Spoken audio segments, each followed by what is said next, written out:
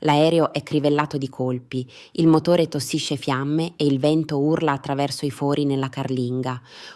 Un giovane pilota italiano non ha scelta, si lancia nel vuoto, sopra una terra che non conosce e che gli è ostile.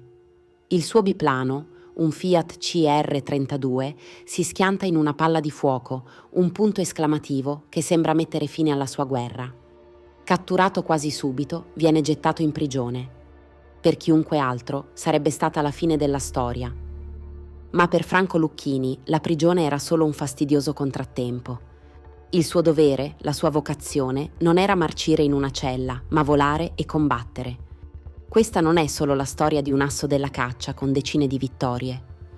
Questa è la storia di una volontà di ferro, di un uomo che è evaso per tornare in battaglia, che ha affrontato da solo intere formazioni nemiche e che si è guadagnato il soprannome di Francesco Baracca della Seconda Guerra Mondiale. Questa è la leggenda di Franco Lucchini. Ciao, sono Rossana. Mettiti comodo, indossa le cuffie e lasciati trasportare dentro questa storia. Per capire la determinazione quasi disumana di Franco Lucchini, dobbiamo fare un passo indietro. Indietro, prima delle guerre, delle medaglie e delle battaglie. Torniamo a Roma, dove nasce il 24 dicembre 1914. In una città che si affacciava sul caotico XX secolo, il giovane Franco cresce in una famiglia modesta. Suo padre è un funzionario delle ferrovie. Ma il suo destino non è sui binari d'acciaio che solcano la terra. Il suo destino è lassù, nelle autostrade invisibili del cielo. La passione per il volo non nasce dal nulla. Viene accesa dai racconti di due amici di famiglia, due figure che ai suoi occhi di ragazzo sembrano quasi degli eroi mitologici. Gian Giacomo Chiesa, direttore della scuola di pilotaggio di Cerveteri, e il colonnello Bertolini, comandante dell'aeroporto di Furbara. Le loro storie parlano di libertà, di macchine che danzano tra le nuvole, di coraggio e avventura.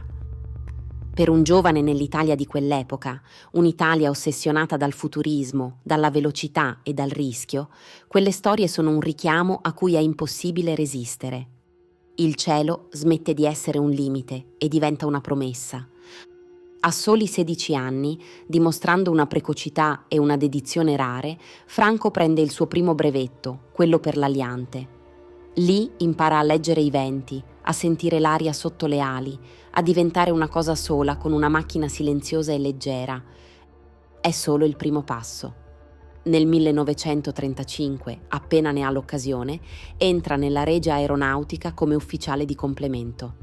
La sua vocazione ha finalmente trovato una strada.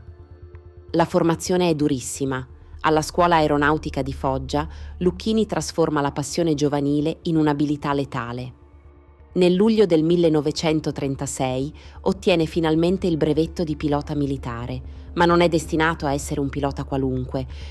Viene assegnato alla 91esima squadriglia, la leggendaria Squadriglia degli Assi, la stessa che fu di Francesco Baracca, il più grande eroe dell'aviazione italiana della Grande Guerra. Il grifone rampante che decora i suoi aerei non è solo un disegno, ma un'eredità pesante.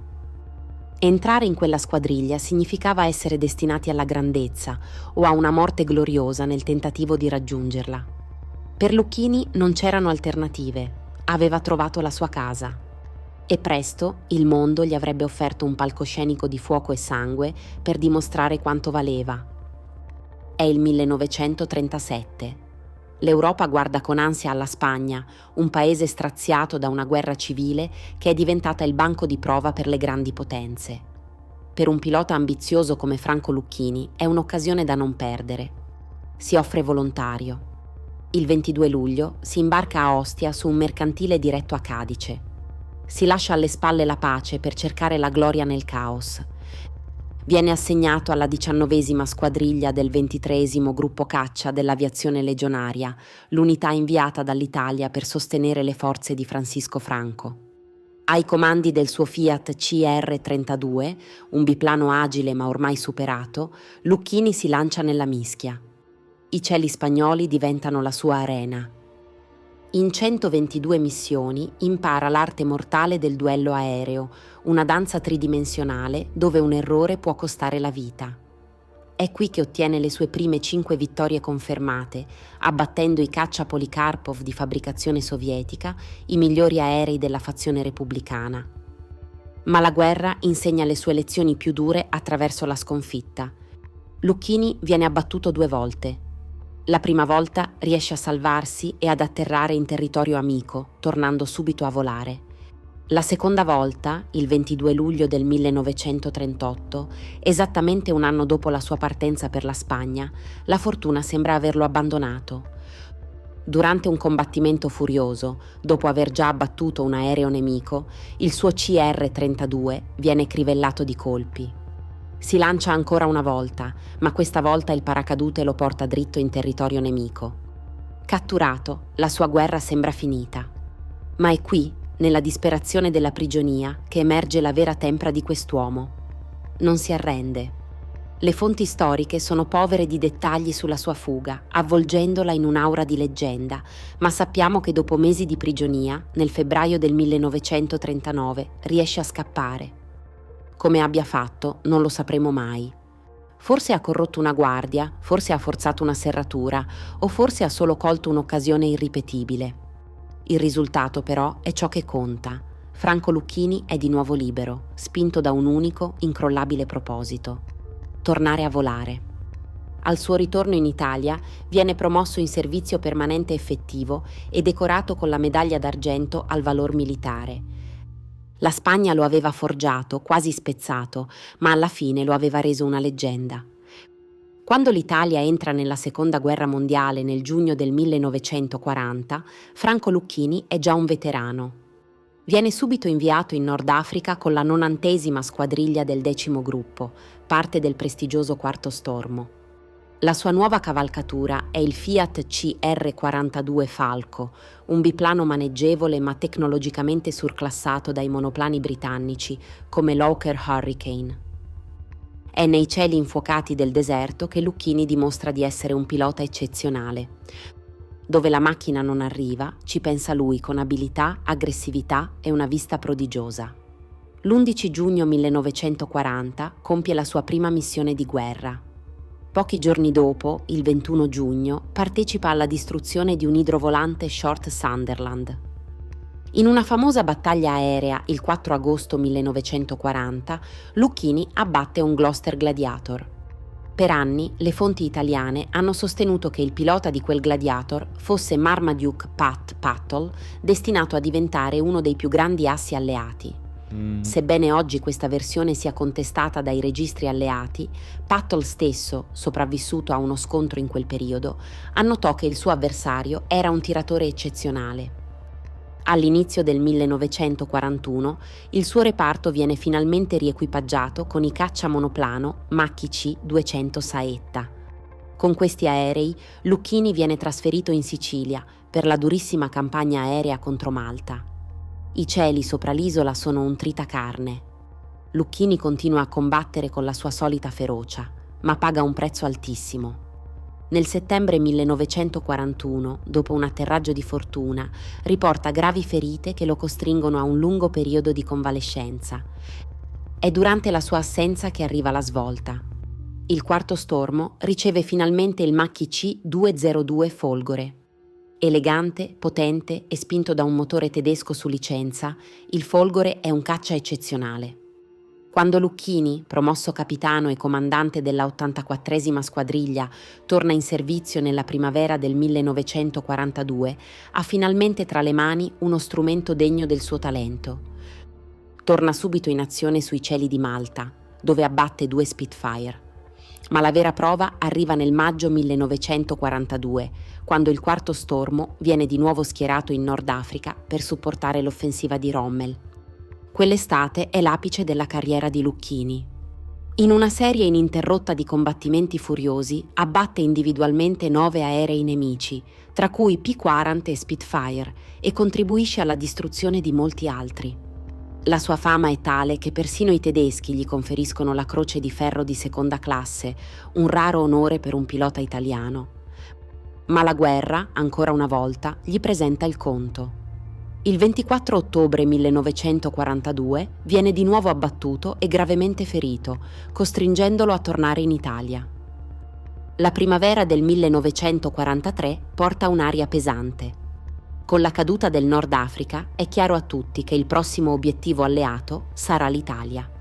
Il quarto stormo, con il 10° gruppo ora comandato da Lucchini, viene rischierato in Sicilia. Il loro compito è disperato: difendere la patria dall'invasione. L'offensiva aerea alleata inizia con una violenza inaudita. I piloti italiani decollano giorno dopo giorno, in schiacciante inferiorità numerica, gettandosi contro ondate di bombardieri e caccia. È una lotta eroica, ma senza speranza. Arriva il 5 luglio del 1943, una data che resterà impressa a fuoco nella storia dell'aviazione. Alle 10:25 del mattino l'allarme suona all'aeroporto di Catania. Una formazione massiccia si sta avvicinando. 52 bombardieri americani, B-17 fortezze volanti, scortati da decine di caccia Spitfire. Lucchini non esita. Ai comandi del suo Macchi decolla alla testa di 26 caccia italiani. Sa di andare incontro a una forza soverchiante, ma il suo dovere è intercettare i bombardieri a ogni costo. Lo scontro è un inferno. Lucchini si getta per primo nella mischia, come sempre. Con fredda precisione abbatte uno Spitfire della scorta. È la sua ultima vittoria individuale. Ma il suo obiettivo sono i B-17. Per la prima volta si trova di fronte a quei giganti quadrimotori. Si lancia contro la formazione di bombardieri e i suoi compagni lo vedono sparare nel mezzo del fuoco incrociato. Riesce a danneggiarne diversi, ma è una missione suicida. Circondato e bersagliato da decine di mitragliatrici, il suo Macchi viene colpito più volte. Gli altri piloti vedono il suo aereo, con il tettuccio ancora chiuso, precipitare senza controllo e scomparire in una palla di fumo e fiamme.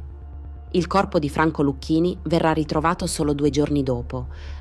La morte di Franco Lucchini fu una perdita devastante. Con un bilancio finale che le fonti attestano tra le 21 e le 26 vittorie aeree individuali, più decine di altre in collaborazione, Lucchini è senza dubbio uno dei più grandi assi della caccia italiana della Seconda Guerra Mondiale. Ha combattuto su tutti i fronti, dalla Spagna all'Africa, da Malta alla Sicilia. Ha pilotato di tutto, dai biplani obsoleti ai caccia più moderni, dimostrando sempre un coraggio fuori dal comune. Fu decorato con 5 medaglie d'argento, una di bronzo, 3 croci di guerra e la croce di ferro tedesca. L'onorificenza più alta, la medaglia d'oro al valor militare, arrivò postuma nel 1952, il massimo riconoscimento per il suo eroismo che la Repubblica Italiana conferì anche ad altri valorosi aviatori. Ma al di là dei numeri, l'eredità di Lucchini risiede nel suo esempio. Descritto come un uomo tranquillo e quasi solitario a terra, si trasformava in un predatore implacabile una volta in volo. La sua fuga dalla prigione non fu solo un atto di sopravvivenza, ma una dichiarazione. Il suo posto era nel cielo, a combattere. La sua ultima disperata missione non fu un gesto avventato, ma il compimento di un dovere sentito fino all'estremo sacrificio. La storia di Franco Lucchini è quella di un eroe che ha incarnato le migliori qualità del combattente: coraggio, abilità e una dedizione assoluta al proprio dovere. Storie come quella di Franco Lucchini meritano di essere raccontate.